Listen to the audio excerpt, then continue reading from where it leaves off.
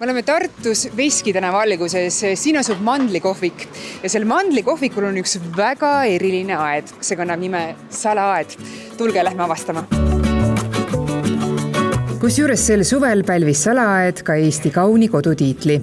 Kuna meil ei ole tegelikult ligipääsu klientidele läbi kohviku siia ja ainuke variant on siit kitsast väiksest koridorist, siis me mõtlesime, et Salaaed oleks väga tore, sest et see on tõesti nagu iga kord üllatus, kui inimesed siia sisse tulevad, et wow, teil on siin tegelikult üsna suur ala, tänaseks meil on 50 istekohta. Me alustasime 20 istekohaga. Kohvik Mandel koos oma lopsaka salaiaga kuulub noorele abielupaarile, 23-aastasele Kristiinale ja 26-aastasele Hugole, kes soetasid selle 3 aastat tagasi. Kuna kohviku ruumid on väikesed ja maja ette mahub vaid mõni laud, siis otsustati maja taga olev räämas hoov korda teha. Nojah, siin aias on kõik läbi suurte raskuste sündinud, aga siin selle koha peal ise oli tõesti Eesti-aegne komposti hunnik juba ja siin pidi küllalt palju tööd tegema, et kõik see välja saada ja siia siuke lava, terrass, kombo lahendus mõelda ja kõik need aiad siin olid vahepeal täiesti maha kukkunud ja kõik siin tuli üles seada ja ilusaks teha. Õueala on korda tehtud omal jõul. Suureks abiks on noorpaarile olnud ka Kristiina sisearhitektist õde, kes pani kohe alguses paika hoovi üldise kontseptsiooni. Ja siis oligi see, et ma nägingi, et kuna siin on nii palju selliseid kõvasid ja tugevaid pindu, et oli vaja pehmendada seda, et siis me kasutasime hästi palju ronitaimi, igasuguseid ampleid, rippuvaid asju, et peidaks ära need seinad.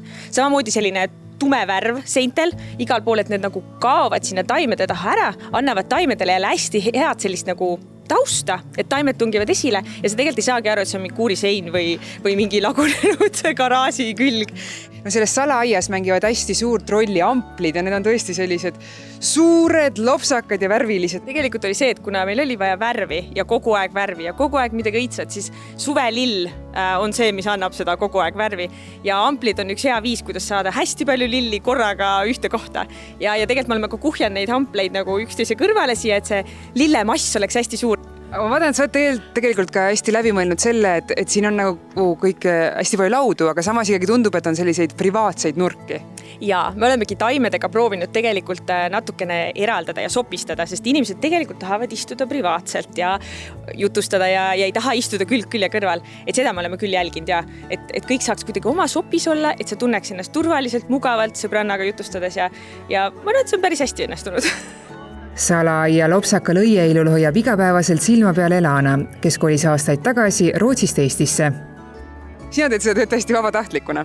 Ma teen jah, sest sellepärast, et mul on oma aed ka, aga see on juba täis, et siis on vaja, et ma teen midagi kuskil mujal ka. Kas Rootsis on ka selliseid kohvikuid? On vist jah, võib-olla sellepärast ma tahtsin, kui ma kolisin siia, ma tahtsin nii väga midagi sellist näha siin Tartus, sest Tartu on nii ilus linn ja nii roheline ja siis mu abikaasa ütles, aga küsi nende käest, äkki nad ütlevad jah, et sa saad teha. Ja siis ma küsisin ja siis nad ütlesid jah.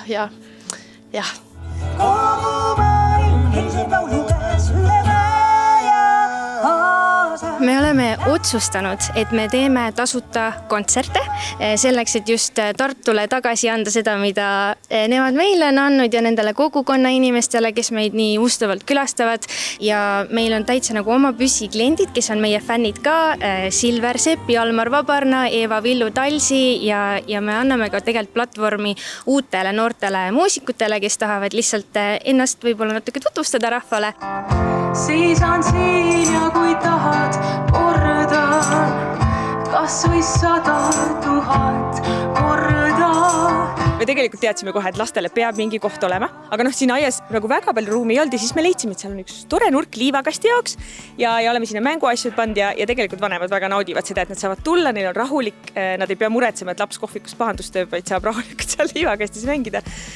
Ja tegelikult ei ole see ainult iluaed, vaid see on selline nagu natukene vanaema aed. Siin on õunapuud, kirsipuud, sõstrapõõsad, vaarikad, rabarber ja kõike seda, mis siit aias saab, pakutakse ka oma klientidele. Muidugi saia sees. Meie top 1 toode tegelikult on hoopis siin kondiitriletis, see on see krõbeda kattega tuuletasku, aga lihapirukas ja kaneelirull on ka need, mida kõige rohkem ostetakse, nii et me ei jõua ära toota.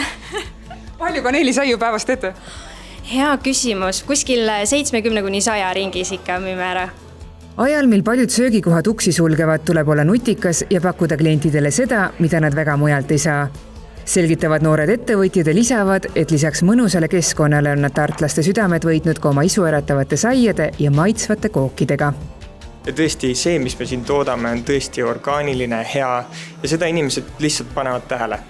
No nii palju kui võimalik, me ikkagi kasutame väiketaluniku toorainet, meil on koostööd väiketalunikega, me kasutame päris võid, margariini mitte, et ikkagi parimast toorainest ja me ei hoia nagu raha kindlasti selle pealt kokku.